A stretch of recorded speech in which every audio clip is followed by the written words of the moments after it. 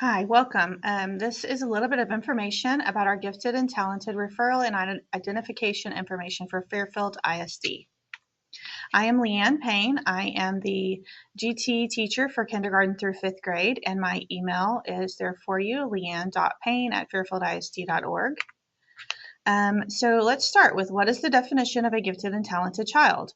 According to the Texas Education Code, a gifted and talented student is a child or youth who performs at or shows the potential for performing at a remarkably high level of accomplishment when compared to others of the same age, experience, or environment, and who exhibit high performance capability in an intellectual, creative, or artistic area, possesses an unusual capacity for leadership, or excels in a specific academic field. So what does gifted and talented education look like in Texas? So the state goal for services for gifted and talented students is that students who participate in services designed for gifted and talented students will demonstrate skills in self-directed learning, thinking, research, and communication as evidenced by the development of innovative products and performances that reflect individuality and creativity and are advanced in relation to students of similar age, experience, or environment. High school graduates who have participated in services for gifted and talented students will have produced products and performances of professional quality as part of their program services. So Fairfield ISD, our GT program is called AIM. AIM stands for Activating Inquisitive Minds. So here is kind of the design of our program in elementary, kindergarten through fifth grade. We do a pull-out model, which means that I see students within their grade level for 45 minutes, 4 times a week. And this can range in a small group from 2 or 3 kids that are in GT up to 8 or 10 kids. It just kind of depends on how many are pulled for services in that grade level. They see me 45 minutes, 4 times a week, and they work on various projects that are designed for gifted and talented students. Now, once your child, if they qualify for the program, once they get into 6th through 8th grade, GT trained teachers teach honors classes. And so those students are challenged through those honors classes. In 9th through 12th grade, they can take honors classes as well as pre-AP classes, AP classes, dual credit classes, and earn college credit for some of those. Our elementary GT curriculum incorporates the following. It's an interdisciplinary blend of all 4 core content areas, along with elements of art, technology, and engineering. So that means we're going to do projects that have something to do with math, science, reading, language arts, and social studies. And then, of course, we'll have art, technology, and engineering in those projects as well. The development of critical thinking skills and creativity, and hands-on learning with a multiple intelligence approach. Our elementary GT teacher, which meets the training requirements to meet the educational needs of their GT students and to provide them with opportunities that align with the state goals for gifted education. So here's our timeline for grades 1 through 5, the fall and spring referrals. I'll kind of go over the fall referrals first. Our fall referrals begin in October and go through mid-November.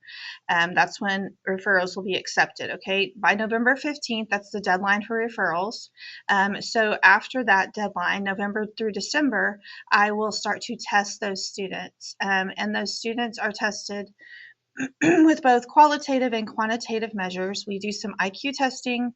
We look at their class performance.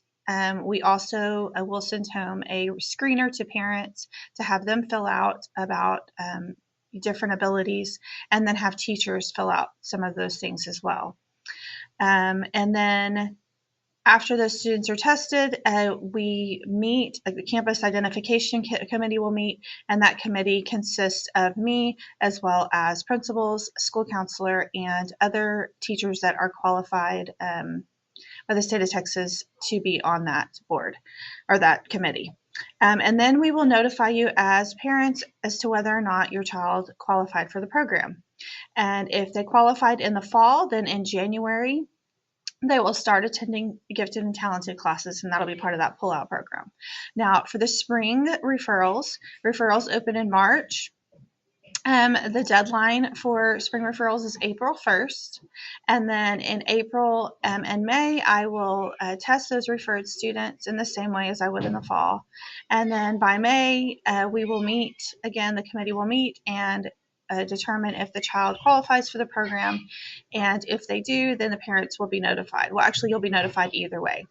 And then in August, that following school year, students will start attending GT classes. Now, if at any point you have any questions about any of these, the referral process, the testing or anything, please feel free to email me, contact me. I can give you more information about that for sure. Now, for kindergarten students, the timeline is January. January referrals will be accepted. In February, I will test those referred students. Campus committee will meet and parents will be notified. In March, the students will begin attending GT classes. And their classes do look a little bit different because they are younger students. But it's the same concept, of giving them an opportunity to really explore things in a different way that is better for a gifted and talented student. Okay, so due to testing logistics, just because the testing does involve so much and it is very time consuming, and I do have lots of classes that I see and other things that I'm doing, I cannot take referrals past those deadlines. So if you refer a student past that deadline, it'll just go into the next. I'll put it on my list for the next testing cycle. So if you miss the spring, it'll go to the fall. And if you miss the fall, then it'll go to the spring. I just kind of bump it to the next one if you miss the referral deadline. So an important thing is GT assessment consists of a series of tests of both achievement and ability, as well as qualitative measures such as, but not limited to, parent and teacher surveys. So we do send home a parent survey with the parent referral form or the parent form for permission to test. And then we also have a teacher fill out, it's the same survey for the teacher. And then we also do some some IQ testing. And that is how it's determined. The qualifications are determined. So all identification decisions are made by a campus committee of educators trained in GT education. We're required to have 30 hours of GT training, and then we have to go back for 6 more hours every year. And on top of that, I have gotten my GT certification, which is not required by the state, but I thought it was important to do. So who can refer a child for GT testing? A parent can make a referral, a teacher, a community member. A child can even refer themselves for GT testing if they feel like they're not being challenged enough in the classroom. And if anyone other than a parent makes a referral, no testing will occur without parent permission. So with the parent permission form, I send home the Renzulli screener, and then I don't send anything out to teachers or do any IQ testing or anything until I have that permission slip back from a parent. So how often can a child be referred and tested? Referrals are open to any child once a year. If a child has previously been tested and denied services because they did not qualify, that child can be referred for additional testing during the open referral period. So because of the tests that we do use, a full calendar year does have to pass between tests.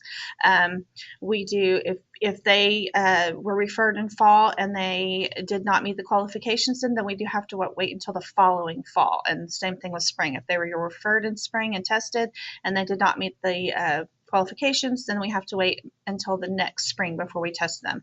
It's just the test that we have. It affects the validity of them if we try to test any more frequently. According to our district policy, once a child has been identified as GT, no further referrals or testing is necessary. That child will continue to receive services through graduation.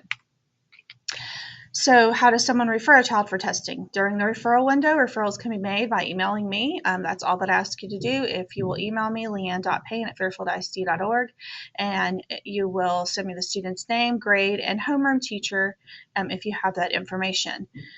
And then from there, I will reach out to the parents, get permission, and then start the screening process. How do I know if I should refer my child or another child for GT testing?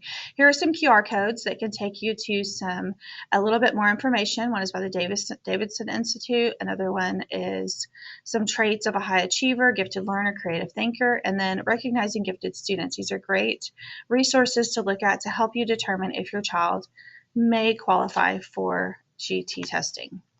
Thank you. If you have any other questions, please feel free to reach out to me again at my email, leanne.payne@fairfieldisd.org.